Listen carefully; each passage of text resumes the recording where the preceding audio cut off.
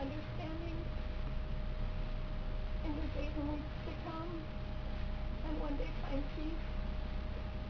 But we were all blessed to have known her and to have had her in our lives.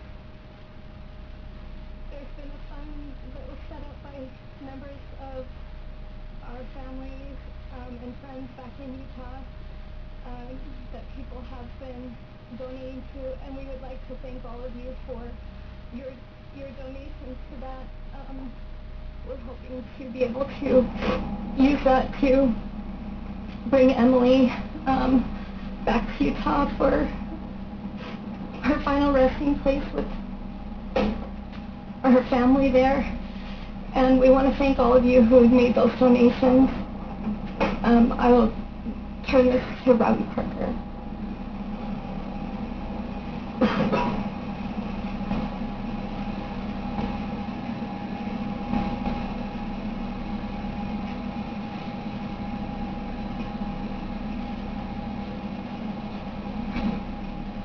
We're waiting to hear from the father now of this 6-year-old Emilie Parker. Emilie Parker was shot and killed in the elementary school yesterday. That was Emilie Parker's aunt who was speaking, and her father, Emilie Parker's father, Robbie Parker, is going to be speaking right now. The family wanted to speak and wanted to make it clear that they wanted to remember little Emilie Parker, and we just heard what a wonderful young little 6-year-old girl she was. How sad of a story this is. Gets sadder and sadder as we learn more details of these young kids and the 6 adults who were shot and killed at that school. 26 victims, 20 children, 6 and 7-year-old first graders mostly, shot for no reason at all. And 6 adults, mostly teachers, all women, shot and killed as well. Once again, Robbie Parker, the father of 6-year-old Emilie Parker, is supposed to come to the microphones.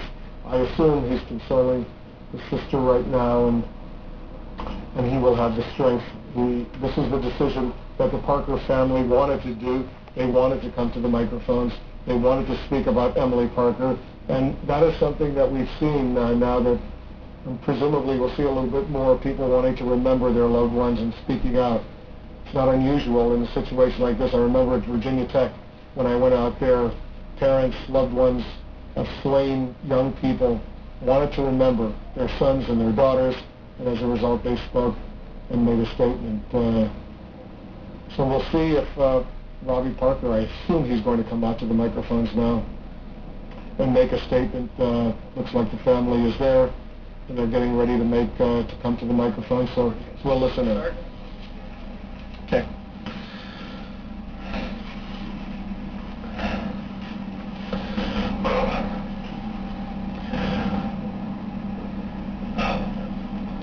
So my name's Robbie Parker.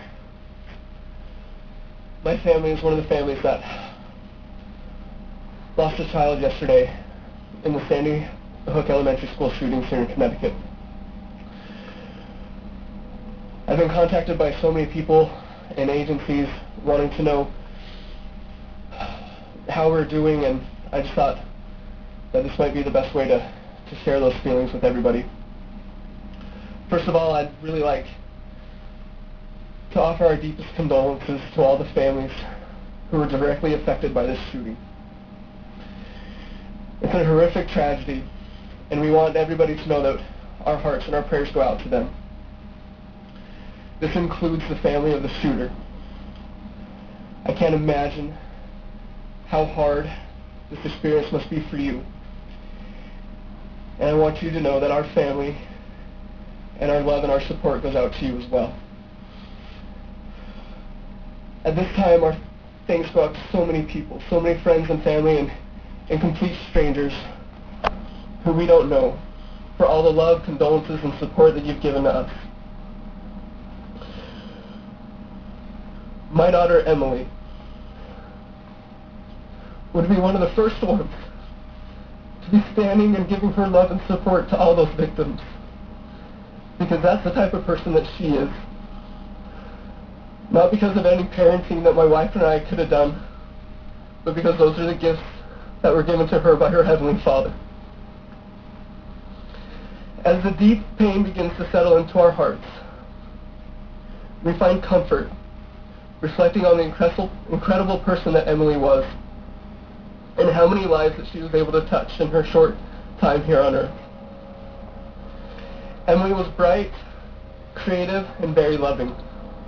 Emilie was always willing to try new things other than food. She loved to use her talents to touch the lives of everyone that she came into contact with. She was an exceptional artist, and she always carried around her markers and pencils so that she never missed an opportunity to draw a picture or make a card for those around her. I can't count the number of times Emilie noticed someone feeling sad or frustrated and would rush to find a piece of paper to draw them a picture or to write them an encouraging note. Emilie's card making was expressed beautifully this last October when she placed a very special card that she had made into the casket with her grandpa, who also just recently died of a tragic accident. Emilie was a mentor to her two little sisters, and delighting in teaching them how to read, dance, and find the simple joys in life. Emilie's laughter was infectious, and all those who had the pleasure to meet her would agree that this world is a better place because she has been in it. As we move on from what happened here, what happened to so many people, let it not turn into something that defines us,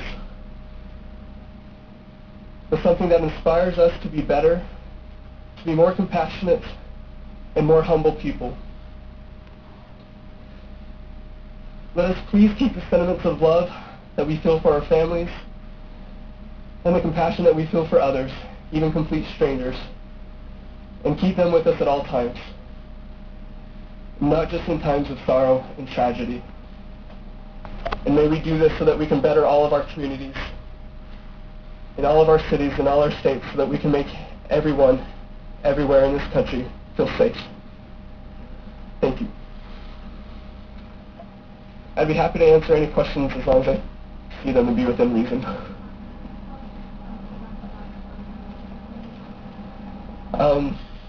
I was leaving to work, and she woke up before I left, and I've actually been teaching her Portuguese, and so our last conversation was in Portuguese, and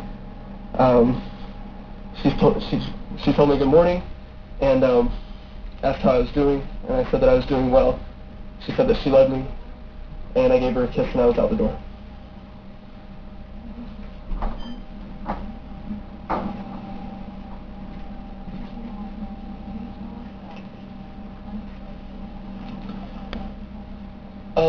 The best way that I've been seeing that is I have two really good friends at home who've set up a Facebook page to help raise money for Emilie.